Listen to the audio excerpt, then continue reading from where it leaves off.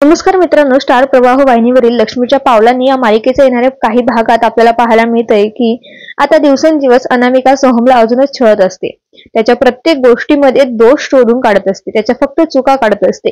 सोहम प्रत्येक वेळी तिला मनवण्याची, तिला खुश करण्याची खूप प्रयत्न करतो. सोहम प्रत्येक वेळी माझी चूक होती आणि पुढच्या वेळी माझ्यामुळे अनामिकाला त्रास होईल असे मी काही करणार नाही असं ठरवत असतो. आता सोहम अनामिका खुश व्हावी म्हणून त्याच्या फ्रेंड्सना भेटायचे ठरवतो. कॉलेजच्या फ्रेंड्सना भेटून तरी अनामिका आनंदी होईल, थोडा वेळ का होईना पण आमच्यातला दुरावा कमी होईल असा विचार सोहम करतो. अनामिकाला कॉलेजच्या फ्रेंड्सना भेटण्यासाठी तो घेऊन जातो आणि अनामिकालाही सोहमच्या मनात काय चालू आहे आणि तो कशा प्रकारे तिला मनवण्याचा प्रयत्न करतो हे समजलेलं असतं.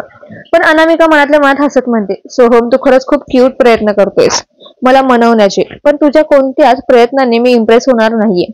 मी फक्त तुला तुझ्या आयुष्यातून उद्ध्वस्त झालेलं बघूनच मी इम्प्रेस होईल. बिचारा सोहम विचार करत असतो की आता अनामिका नक्कीच खुश होईल. अनामिका तिच्या मित्रमैत्रिणींना भेटून खुश तर होते, पण मित्रांनो आता अनामिका जी आहे तिच्या डोक्यात एकच गोष्ट असते की सोहमचं आयुष्य उद्ध्वस्त झालं पाहिजे. तिला याच सुख आहे तिचं की सोहमचं आयुष्य उद्ध्वस्त होईल. आता मित्रांनो, अनामिका खूप सारे डावपेच खेळते, पण सोहमला याचे काहीच डावपेच माहित नसतात. अनामिका अशी आहे. तिच्या मैत्रिणी म्हणतात की तू नशीबवान आहेस, तुला चांगला नवरा मिळाला आहे.